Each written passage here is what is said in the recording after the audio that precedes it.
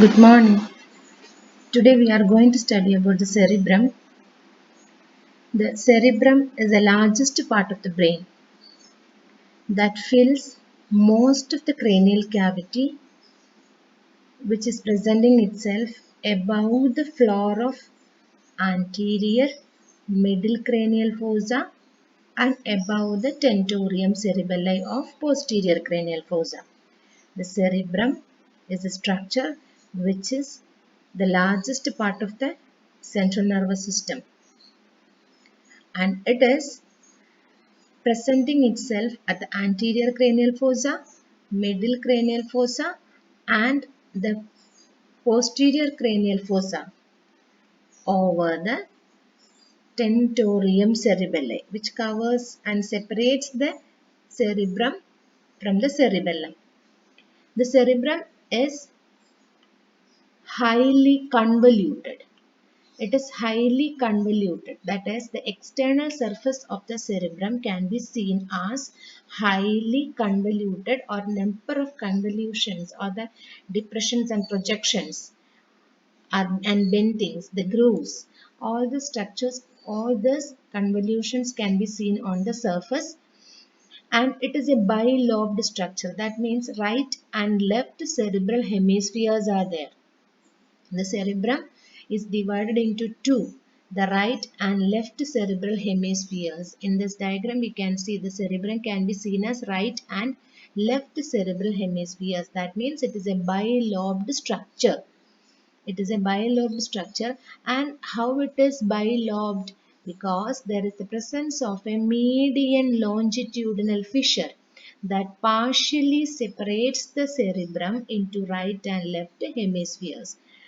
It is bilobed, convoluted, and it possesses a median cleft or a groove that is separating the right and left cerebral hemispheres. It is named as the median longitudinal fissure or medial longitudinal groove. And each halves are named as the cerebral hemispheres. Each halves are named as the cerebral hemispheres.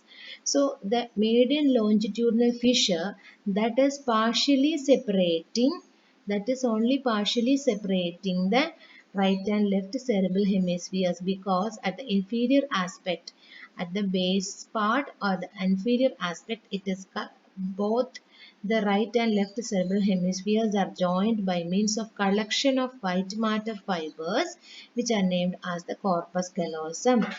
This is the corpus callosum, which can be seen as a connection at the base of the brain, which are connected. These fibers connecting the identical areas of right and left cerebral hemisphere, so that the cerebral hemispheres are not completely separated into two, partially only separated partially. The median longitudinal fissure that lodges the falx cerebri. The falx cerebri is the fold of dura mater which is present in between the right and left cerebral hemisphere, so that it is presenting itself on the medial longitudinal fissure. So the cerebral hemispheres are separated by means of medial longitudinal fissure which lodges the falx cerebri, and below the falx cerebri we can see the corpus callosum, which is the connection on the right and left cerebral hemispheres. The white matter connection between the right and left cerebral hemispheres are named as corpus callosum.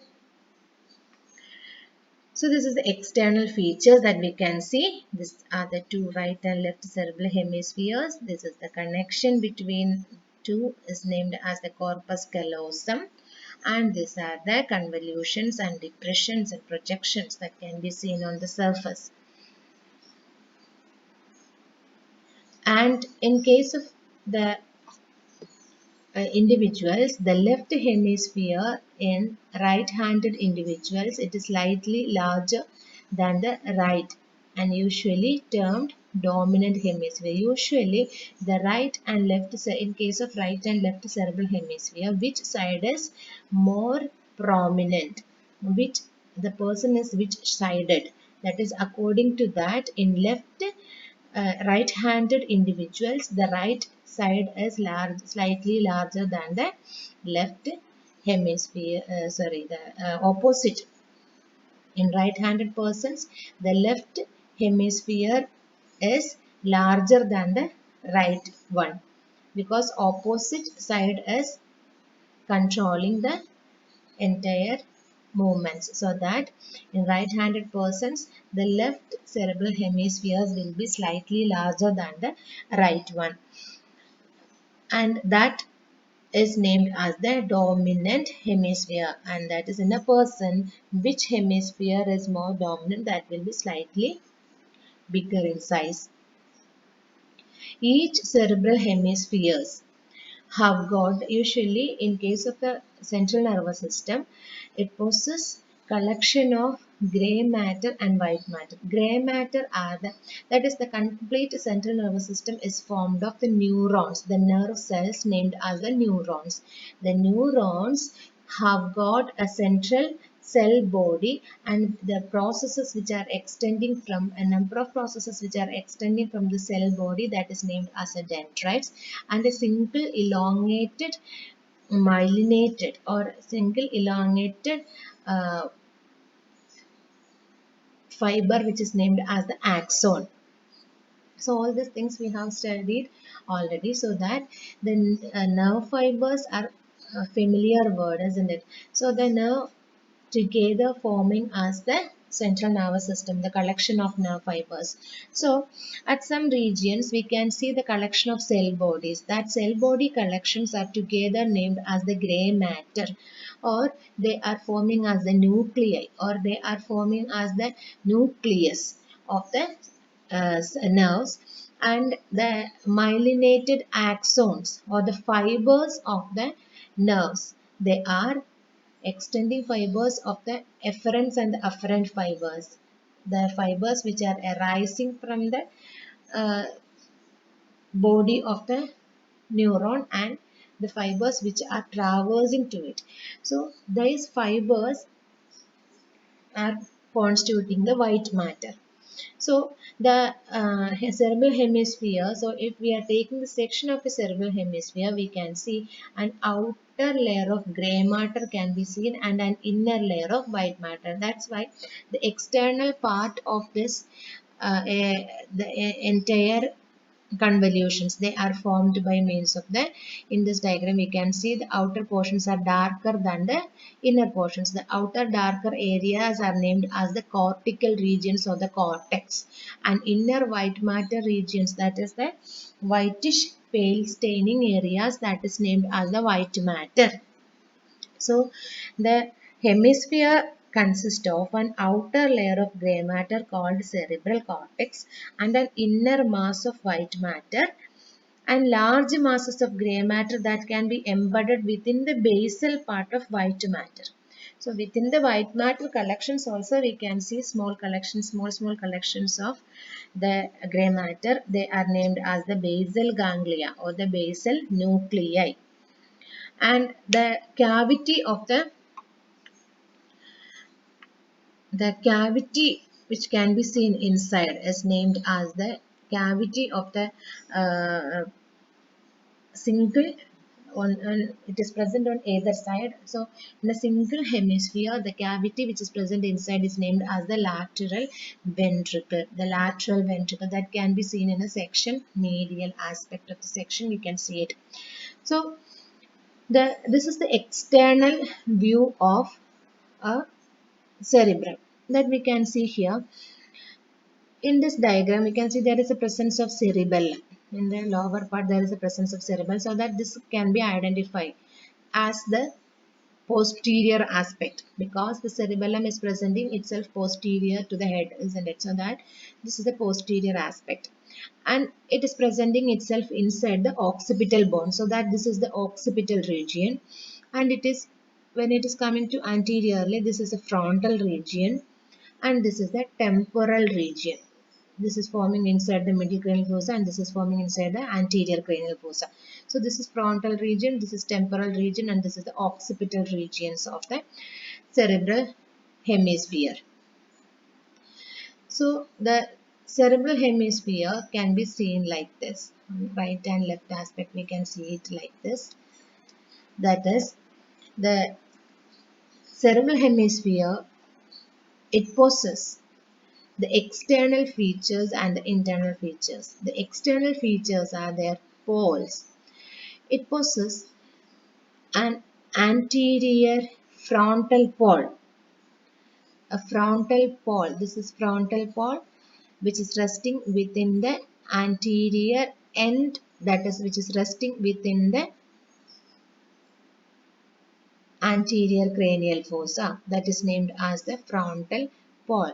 The anterior end of the hemisphere, it is more rounded, and that is named as it is presenting itself in the anterior cranial fossa, and it is named internal aspect of the orbit. So it is named as the frontal pole. Then there is opposite to this, there is an occipital pole at the posterior end. The posterior end of the hemisphere is more pointed and it is presenting itself above the tentorium cerebelli and the cerebellum, that is named as the occipital pole. Occipital pole. And the temporal pole, which is presenting itself at the internal aspect of the greater wing of sphenoid, that is at the middle cranial fossa. It is named as the temporal pole. It is between the frontal pole and the occipital pole. It is pointing forward and it fits in the anterior part of the middle cranial fossa. So these are the three poles: the frontal pole, occipital pole, and the temporal pole of the cerebrum. So cerebrum consists of three poles. Then the cerebrum possesses, for the descriptive purposes, the cerebrum can be divided into three surfaces. The cerebrum contains three surfaces. The surface which can be seen externally towards the lateral aspect, it is named as a suprolateral surface. This is the view of suprolateral surface. This is a supralateral surface which can be seen in a cut section. That is, this is the supralateral surface of the right cerebral hemisphere, which is presenting away from the median plane. That is the supralateral surface. And towards the median plane, that is the medial surface, that is the both cerebral hemispheres are adherent each other, or they are closely coming together or placed together on its medial surface, so that the medial surface is the surface which is presenting itself towards the median fissure. So it possesses a supralateral surface, and opposite to that there is the medial surface. It is the medial surface. This, in medial surface we can see the cut section of corpus callosum, that is the identifying feature, major identifying feature of the surface. And inside that, below the corpus callosum, we can see the lateral ventricle, the covering, the cavity which can be seen um, just below the corpus callosum. That is, inside this we can see the cavity that is named as a lateral ventricle. Lateral ventricle is the internal cavity of the cerebral hemisphere, and this is the base of the brain, or the inferior surface. The inferior surface. So the cerebrum possesses three poles like frontal pole, temporal pole, and occipital pole. Here, this is the frontal pole, this is temporal pole, and this is occipital pole. Here, this is frontal pole, this is temporal pole, and this is occipital pole. So, the surfaces are supralateral surface, where we can see the number of cells and gyri, the depressions and projections, and this is the medial surface where we can see the cut section of corpus callosum, that is the major identifying feature, and this is the base of the brain, which can be seen as subdivided into two surfaces like orbital surface and the tentorial surface. So this is the inferior surface, on which by the inferior surface, this is the surface which comes in direct contact with the cranial fossa, bony surface. So that's why it is named as the base of the brain or the inferior surface. So the surfaces of the brain are supralateral surface, medial surface and inferior surface. Three poles are frontal pole, temporal pole, occipital pole. It possesses three surfaces and three poles. Then there are, this is also the diagram showing, this is the cavity. In this diagram we can see the cavity, that is the lateral ventricle. This is the lateral ventricle, we can see the corpus callosum. So in this above diagram, in this diagram we can't see the lateral ventricle because it is the right and left lateral ventricles are separated by means of a septum. That septum is named as a septum pellucidum.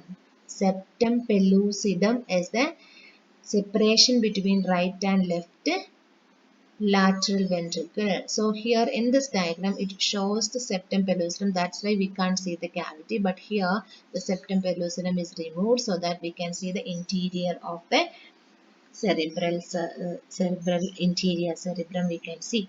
So this is the supralateral surface, this is the base or the inferior surface, and here we can see the medial surface. This is another diagram showing the same. These are the original diagrams of the how it appears. This is a representation diagram, and here this is the original brain, photos of the original brain. That's why I have put this diagram too. Now, so we have studied the poles, then we have studied about the three surfaces. Now we are going to study the borders in external features. There are the borders. The borders are the margins which separates the surfaces. The surfaces are separated each other by means of the borders or the margins. Each cerebral hemisphere possesses 6 borders.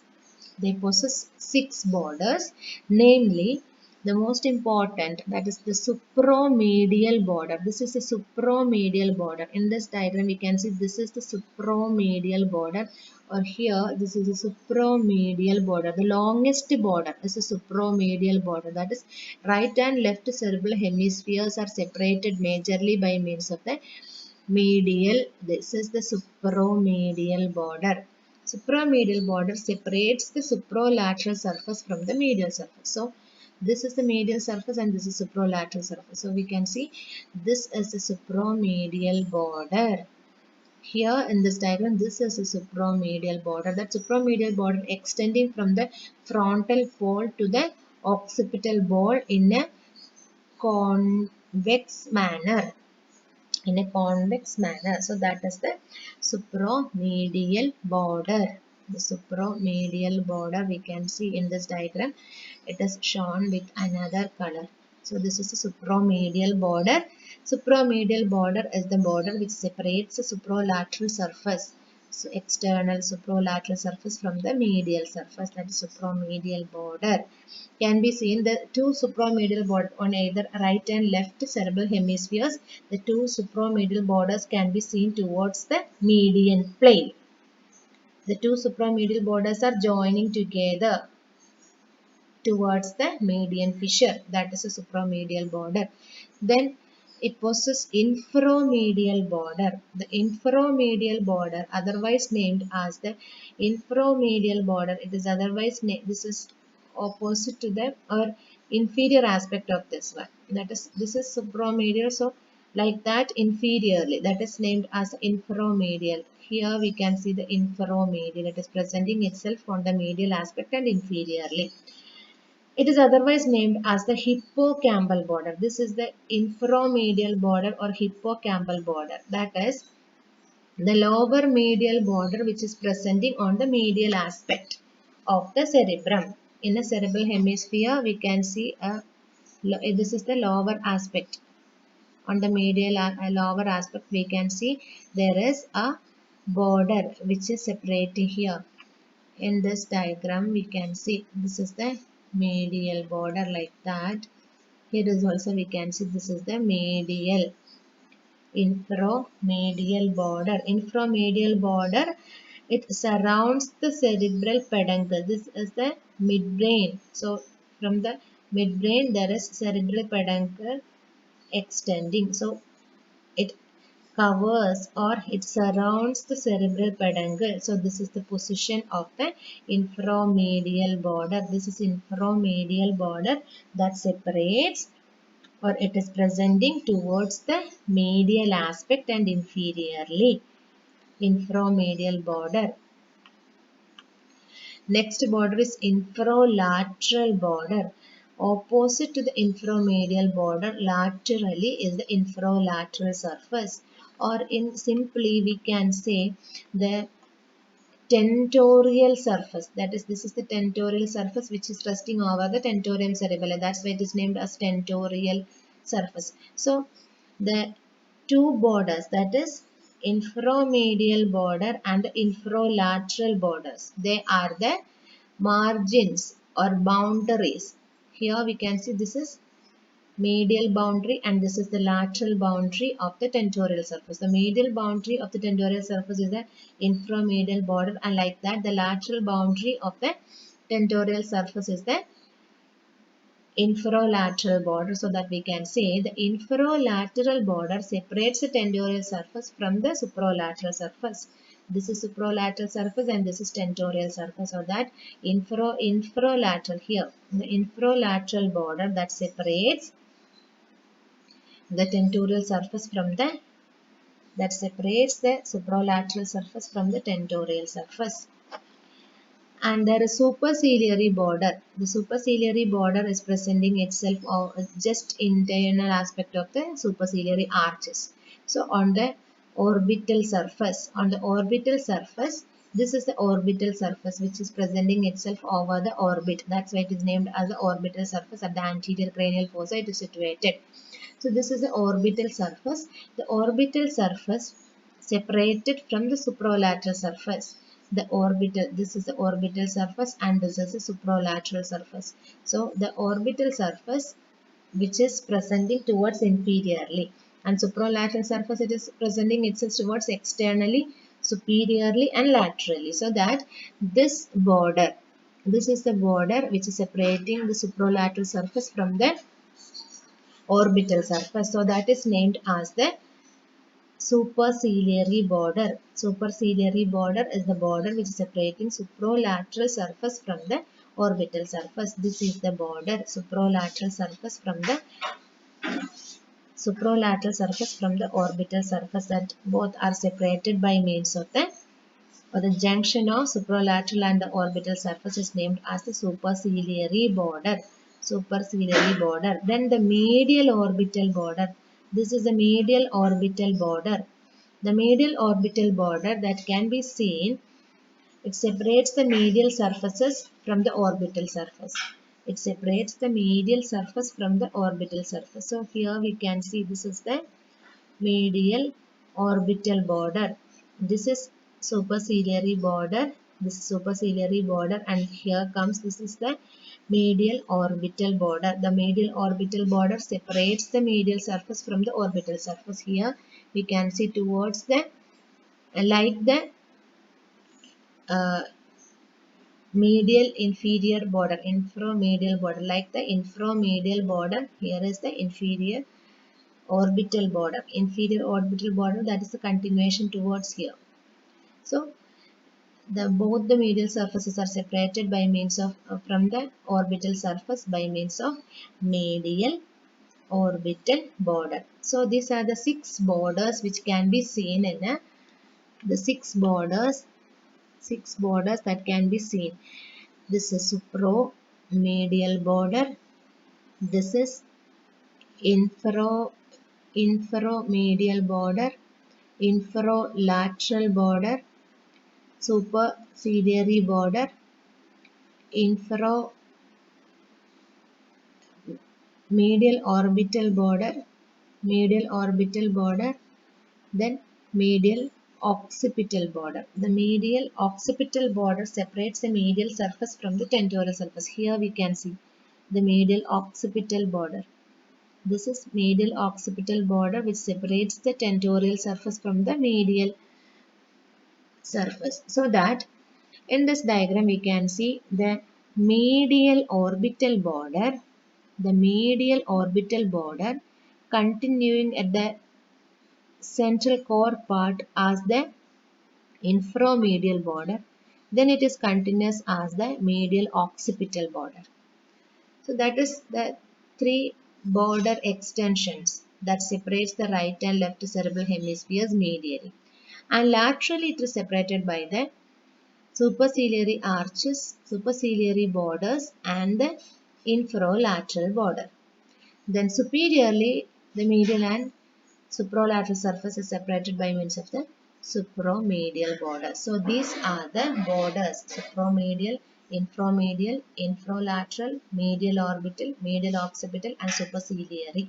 These are the borders that separating each surfaces. Once again I will tell you, the supromedial border separates the supralateral surface from the medial surface. Inframedial border that separates the medial surface from the, or it is presenting towards the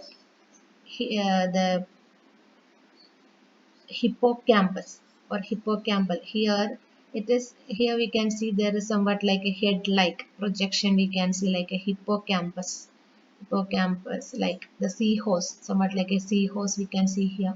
So that this region is named as the hippocampus, parahippocampus or hippocampus. So that this border otherwise named as a hippocampal border. So inframedial, it is presenting towards the cerebral peduncle or the base or central peduncular part, interpeduncular part of the brain. Then partially it separates the medial the core part from the tentorial surface. And then there is the medial occipital border. Medial occipital border separates the medial surface from the tentorial surface. Infralateral border separates the tentorial surface from the supralateral surface. Then there is superciliary border that separates the orbital border from the supralateral surface. So these are the borders that and the surfaces which is majorly present in the cerebrum. Here we can see the same diagram. So that it possesses three poles: frontal, occipital, temporal. It possesses three surfaces: supralateral surface, medial surface, inferior surface. It possesses six borders: supromedial, inframedial, infralateral, medial orbital, medial occipital, superciliary. Now the lobes. For the descriptive purposes, we can divide the cerebrum into different lobes. That is, the projections and depressions present, a number of projections and depressions are present in the cerebral surface. So, to study these projections and depressions, the surfaces, the medial surface, inferior surface and the supralateral surface, the surfaces of the cerebrum are divided into four lobes. It is divided into four lobes by means of the division occurs, or it is divided by means of major sulci, the deepest major sulci which are presenting itself on the cerebral surface, and the line connecting, imaginary line connecting this sulci. So the major sulcus, so if we want to study the lobes, we want to know the major sulci which are presenting itself. So these are the sulci and gyri. So the major sulci are named as lateral sulcus, central sulcus, parieto-occipital sulcus and the calcarine sulcus. Lateral sulcus, central sulcus, parieto-occipital sulcus and the calcarine sulcus. So here we can see the lateral sulcus. The lateral sulcus, otherwise named as the lateral sulcus of Sylvius. This is the lateral sulcus. So the lateral sulcus we can see in between the frontal pole and the temporal pole. In between, or the frontal and temporal poles are separated by means of the lateral sulcus. So it is the most conspicuous or most prominent sulcus which can be seen on the supralateral aspect. It is extending from the inferior aspect. It is extending from the inferior aspect like this. In this diagram we can see this as the lateral sulcus. So the lateral sulcus extending from the frontal lobe, separating the frontal lobe from the temporal lobe, and it is extending laterally like this. It is extending laterally as a elongated stem with rami. The branch is named as the rami. So lateral sulcus, otherwise named as the lateral sulcus of Sylvius. It is with presenting between the frontal pole and the temporal pole. It can be seen as a deeper sulci which separates him majorly on the supralateral surface as an elongated stem of lateral sulcus, and at the terminal part on the posterior aspect it is dividing into rami or the branches. 3 rami can be seen. So this stem of lateral sulcus, it is begins as a deep cleft on the inferior surface of cerebral hemispheres. The stem can be seen. This is the stem. It is extending as on the supralateral surface as the rami. The rami can be seen as 3. That is one which is extending upward, the second one which is extending upward, and the third one it is continuous backward. So it possesses 3 rami. First rami which is named as anterior horizontal, which is presenting itself upward. Then second rami it is named as anterior ascending, anterior horizontal, anterior ascending, and the posterior ramus. 3 ramus can be seen which is again subdividing. So the major divisions, elongated part with branches. This is continuing as the posterior ramus, and from the posterior ramus this part is continuing as the 2 branches towards the frontal aspect. So that is first important sulcus, which is named as the lateral sulcus. So here in this diagram we can see the lateral sulcus. This is the lateral sulcus. This is posterior rami of lateral sulcus. This is ascending and the anterior ascending and the anterior horizontal. Anterior ascending and anterior horizontal rami of lateral sulcus. So this is the lateral sulcus. This is lateral sulcus. Then the second sulcus is named as the central sulcus. Second major sulcus is the central sulcus. The central sulcus, otherwise named as the central sulcus of Rolando. The other one was the lateral sulcus of Sylvius. Here it is named as the central sulcus of Rolando. The central sulcus of Rolando, it cuts the central or the median aspect towards a middle of supromedial border. It is starting from a middle part of supromedial border, or it is somewhat like a 1 centimeter behind the midpoint. It is starting between the frontal and the occipital poles. 1 centimeter behind the midpoint between the frontal and the occipital poles, anterior and posterior poles, at the median aspect of supromedial border. Then it is extending downward laterally on the supralateral surface. It is extending downward or runs downward laterally on the supralateral surface. extending laterally. This is the central sulcus. This is the lateral sulcus. So this central sulcus, we can meet the lateral sulcus by means of a imaginary line.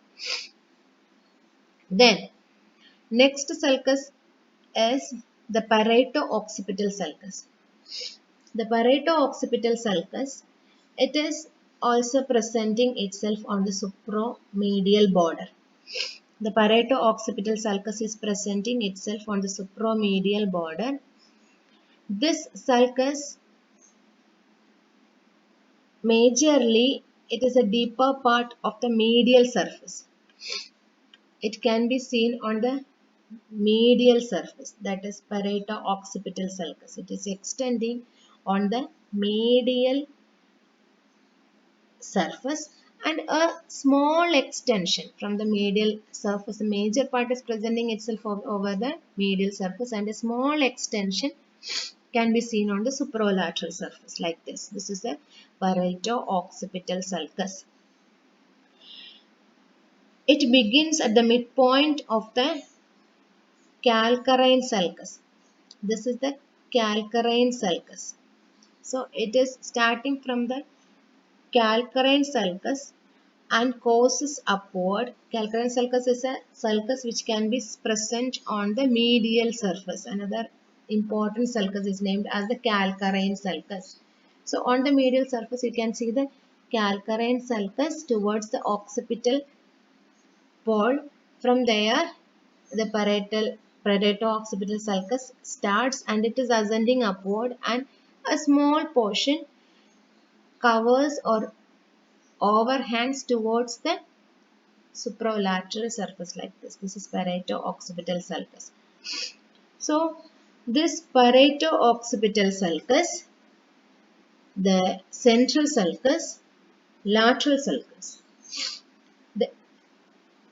these are the major sulcus which can be seen on the supralateral aspect.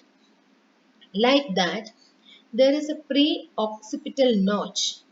The pre-occipital notch means it's a depression which can be seen at the inferior aspect. Pre-occipital notch is a depression which can be seen on the inferior aspect or the infralateral border, over the infralateral border. That depression can be seen just in front of the occipital pole. That is named as a pre-occipital notch because it is presenting itself in front of the occipital pole. That is pre-occipital notch. So the imaginary line connecting the central sulcus to the lateral sulcus and parieto-occipital sulcus to the pre-occipital notch and the posterior ramus of lateral sulcus to the imaginary line connecting parieto-occipital sulcus to pre-occipital notch. That is the central sulcus, imaginary line connecting to lateral sulcus, the parieto-occipital sulcus, imaginary line connecting to pre-occipital notch, then the posterior ramus, the posterior extension or the posterior ramus of lateral sulcus continuing towards connecting the imaginary line connecting towards the parieto-occipital sulcus and pre-occipital notch connecting imaginary line. These lines will subdivide the supralateral surface into four lobes, or the cerebrum into four lobes. That lobes are named as in front of the central sulcus, above the lateral sulcus, it is named as a frontal lobe. In between the parieto-occipital sulcus and central sulcus, above the posterior ramus of lateral sulcus, it is named as parietal lobe. Below the lateral sulcus, in front of the imaginary line connecting parieto-occipital sulcus to pre-occipital notch, that is named as a temporal lobe. Behind the line, imaginary line connecting the parieto-occipital sulcus to pre-occipital notch, that is the occipital lobe. So frontal lobe, parietal lobe, temporal lobe and the occipital lobe. These are the four lobes four lobes can be seen as frontal lobe, parietal lobe, occipital lobe and temporal lobe.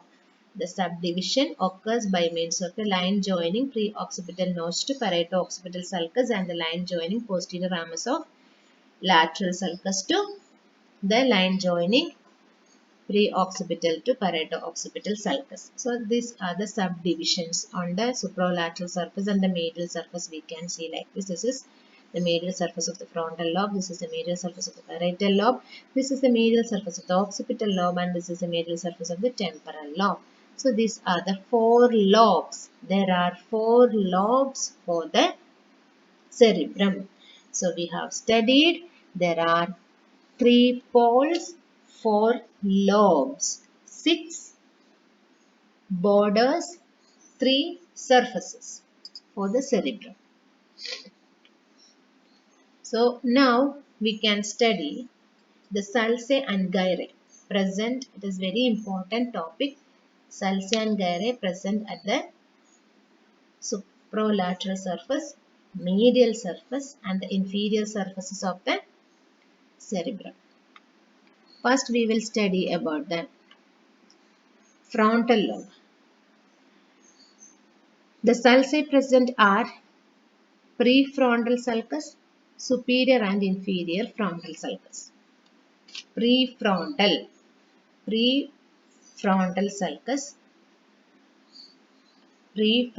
sulcus, superior and inferior frontal sulcus. Gyrae are named as precentral gyrus, superior middle inferior frontal gyrus, anterior ascending, anterior horizontal and anterior ascending rami of lateral sulcus. So that we can see here. This is the diagram showing the frontal lobe.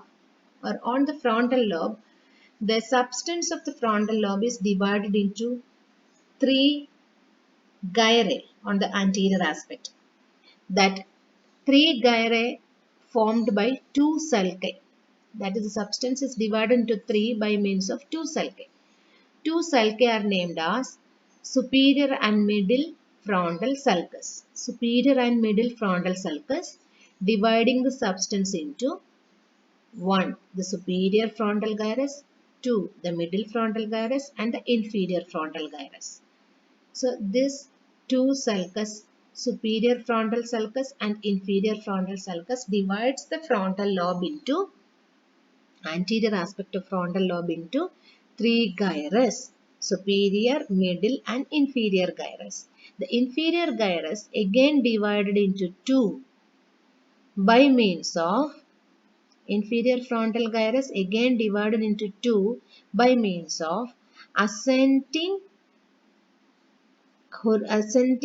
horizontal and anterior horizontal and anterior ascending rami of lateral sulcus.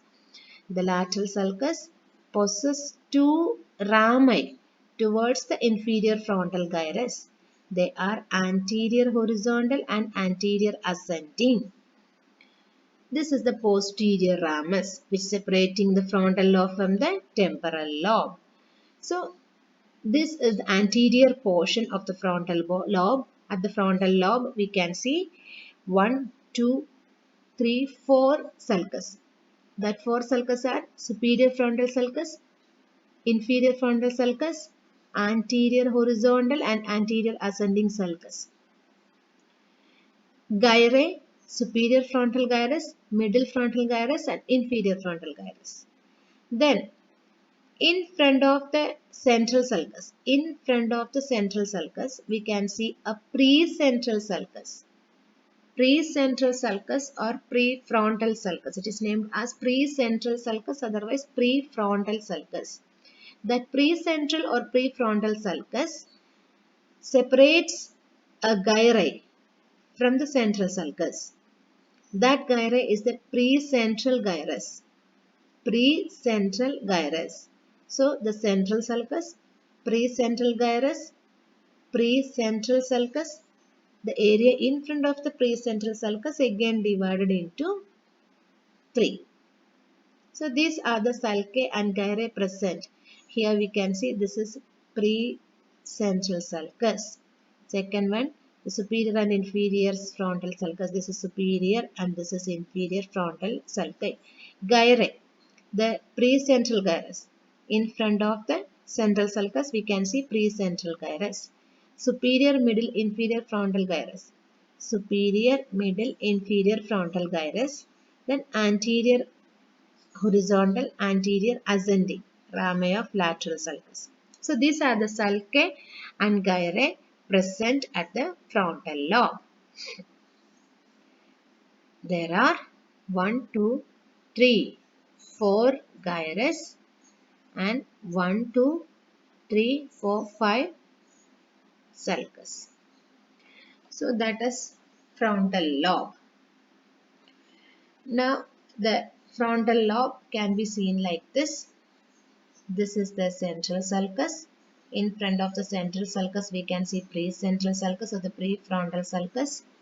Between central sulcus and precentral sulcus, it is precentral gyri. Area in front of the precentral sulcus again divided into 3 by means of 2 sulci, superior frontal sulcus and middle frontal sulcus. 3 divided gyri are superior frontal gyri, middle frontal gyri and inferior frontal gyri. Inferior frontal gyri again divides into anterior ascending and anterior horizontal ramus by means of anterior horizontal and anterior ascending ramus of the lateral sulcus. This is the posterior ramus of lateral sulcus. So these are the importance of the anterior lobe or the frontal lobe. And now the inferior frontal gyrus. Inferior frontal gyrus is dividing into 3 by means of the ascending ramus and the anterior horizontal ramus. This is anterior horizontal and this is anterior ascending ramus into 3. That is the part below the anterior ramus. The part below the anterior horizontal ramus is named as the pars orbitalis. In this diagram, it is denoted as A. This region is named as a pars orbitalis. The part which is presenting between these two rami, it is named as the pars triangularis. Pars triangularis. And the region behind the ascending ramus is named as the pars opercularis. So the 3 subdivisions of inferior frontal gyri are pars orbitalis, pars triangularis and pars opercularis. So thus we have finished the frontal lobe. Now the parietal lobe. The parietal lobe possesses 2 sulcus. The post-central sulcus, behind the central sulcus, there is a sulcus which is named as the post-central sulcus. Then intraparietal sulcus, within the parietal lobe, that is the intraparietal sulcus. The gyri are post-central gyrus, superior inferior parietal lobules, supramarginal, angular and arcus temporo-occipitalis. Now we will see which are they. So this is the central sulcus. The central sulcus, posterior to it, it possesses another parallel sulcus that is named as the post-central sulcus. Behind the central sulcus, there we can see a post-central sulcus. The area or the gyri between the central sulcus and the post-central sulcus are named as the post-central gyrus. This is post-central gyrus. This is pre-central gyrus. In front of the central sulcus and behind the central sulcus, there are 2 additional sulcus, pre-central sulcus and post-central sulcus. They are separating pre-central gyrus and post-central gyrus from the central sulcus. Then the rest of the parietal lobe, are subdivided into above and below by means of an intraparietal sulcus, which is anteroposteriorly running intraparietal sulcus, which subdivides the substance into superior parietal lobule and inferior parietal lobule, like the superior, middle, inferior, frontal gyre. Here the subdivisions, only single sulcus is there, that is intraparietal sulcus, horizontally running. So below that we can see the superior and inferior, or this is the intraparietal sulcus subdivides the substance into superior lobule and inferior parietal lobule. The inferior parietal lobule again divided into the inferior parietal lobule again divided into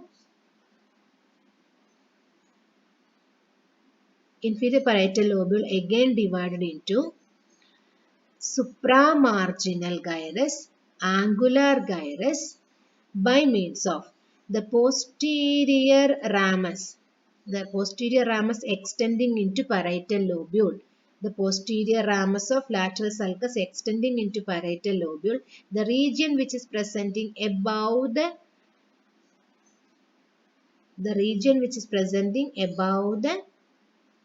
posterior ramus of lateral sulcus is named as supramarginal gyrus. Supramarginal gyrus.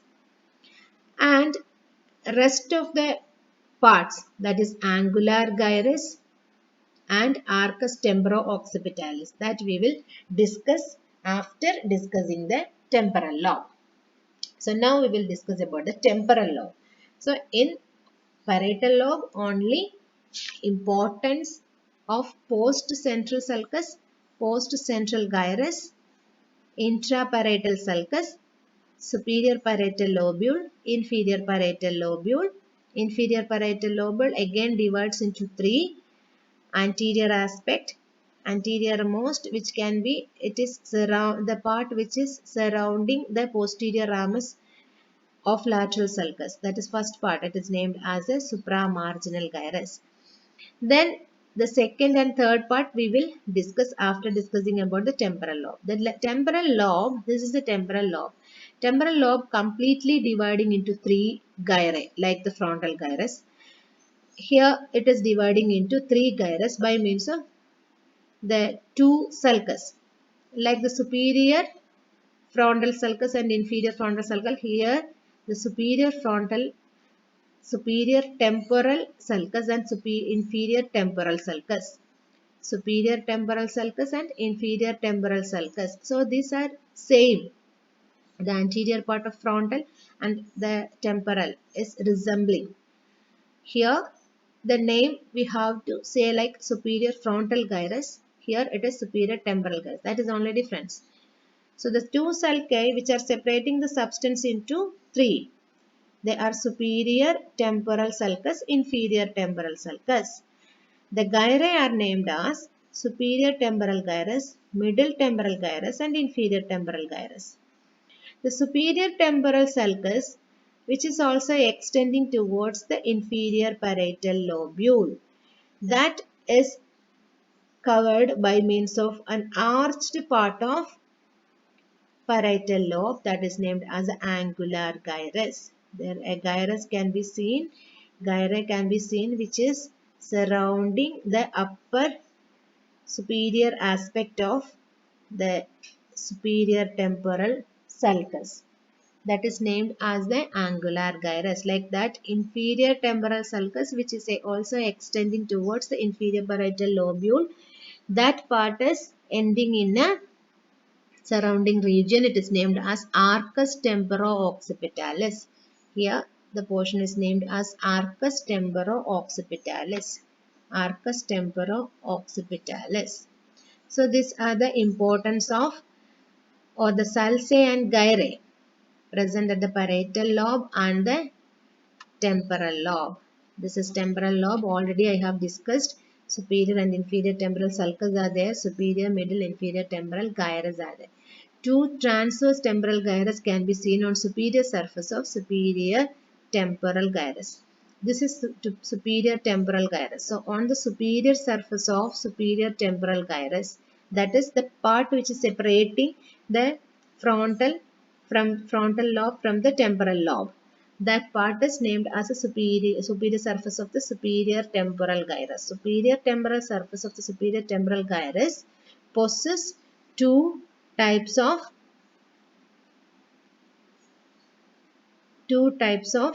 ramus, or the two types of gyrus. They are transverse temporal gyrus. On this surface there is transverse temporal gyrus, can be seen here. So these are the temporal lobe with two sulci, superior and inferior sulcus, superior, middle and inferior temporal gyrus. Here you can see the arcus temporo-occipitalis, which is extending partially to parietal and partially to occipital. That's why it is named as like that. Then the occipital lobe. It is very simple. The occipital lobe possesses only three sulci: lateral occipital, transverse occipital and lunate. Here we can see the occipital lobe. The occipital lobe possesses a lateral occipital sulcus. This is the lateral occipital sulcus. The lateral occipital sulcus with transverse occipital sulcus. The occipital lobe shows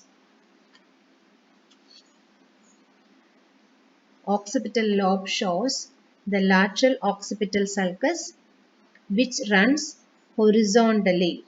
Lateral occipital sulcus which runs horizontally and divides the lobe into a superior occipital gyrus and inferior occipital gyrus. This is superior occipital gyrus and this is inferior occipital gyrus. So the lateral occipital sulcus passes through the middle part, and there is a transverse occipital sulcus. You can see transverse occipital sulcus. It is presenting just behind the parieto-occipital sulcus. This is the parieto-occipital sulcus which is presenting in between the two lobes. Parieto-occipital sulcus is the separation between parietal lobe and the occipital lobe.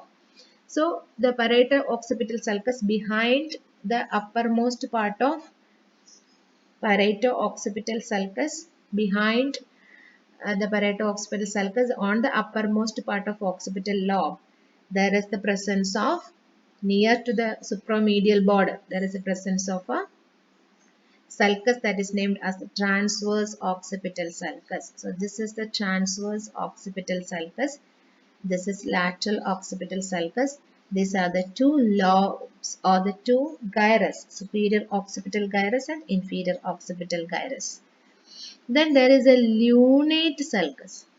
The lunate, by the name denotes, it's a C-shaped or lunar shaped sulcus which possesses the convexity towards just in front of the occipital pole. The convexity towards the supralateral surface just in front of the occipital pole, we can see the lunate sulcus. So once again I will explain the supralateral surface with the gyrae. The frontal lobe possesses central sulcus. In front of the central sulcus there is precentral sulcus. Between the central sulcus and the precentral sulcus there is precentral gyrus. In front of the precentral sulcus there is superior frontal sulcus and inferior frontal sulcus. The superior frontal sulcus and inferior frontal sulcus subdivides into superior frontal gyrus, middle frontal gyrus and inferior frontal gyrus.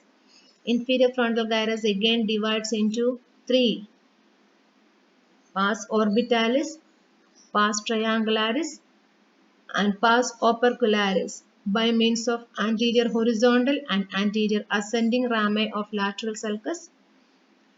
The parietal lobe possesses a post-central sulcus. Behind the central sulcus, in front of post-central sulcus, there is post-central gyrus. The area behind the postcentral sulcus again divides into two lobules by means of a intraparietal sulcus, superior parietal lobule and inferior parietal lobule. This inferior parietal lobule again divided in relation with the posterior ramus of lateral sulcus and the superior part of superior temporal sulcus and upper part of inferior temporal sulcus as supramarginal gyrus, angular gyrus and arcus parieto-occipitalis.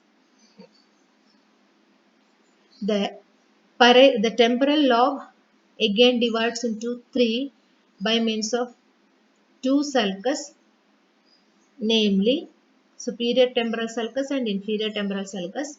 Three lobes are three gyrus are superior temporal gyrus, middle temporal gyrus and inferior temporal gyrus.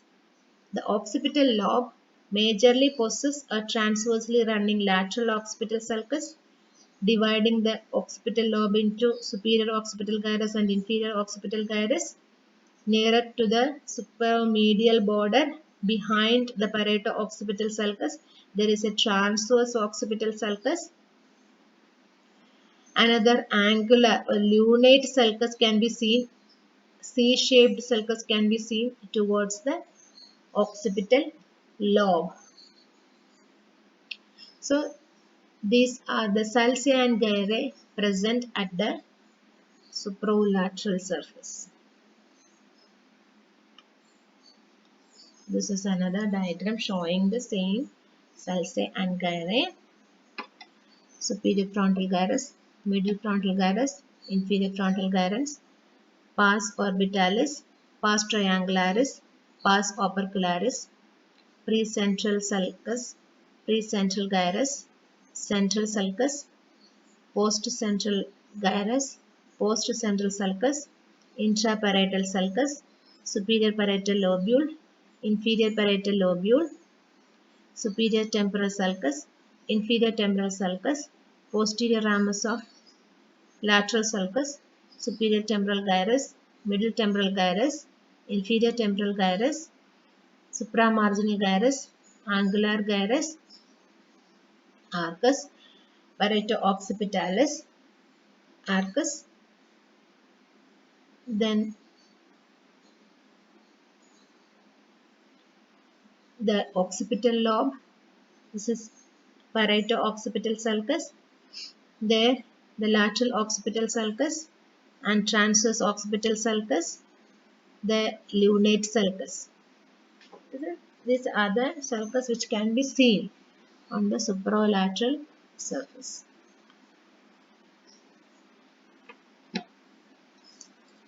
Now the medial surface.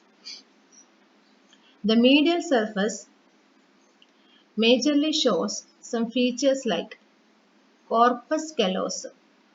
It shows the corpus callosum. The corpus callosum from anterior to posterior, it is again divided into the parts of the corpus callosum or the fibers can be seen in a C-shaped bundle. It is again divided into a body or a central part, a genu or a bent part, a rostrum which is again anterior or inferior to the rostrum, then posterior rounded part that is splenium. Splenium, body, genu and rostrum. These are the four parts of corpus callosum. Once again, the splenium, posterior most part, body or the trunk. Then there is the genu, which is anterior part, continues as the rostrum. So this is one of the important feature that can be seen on the medial surface.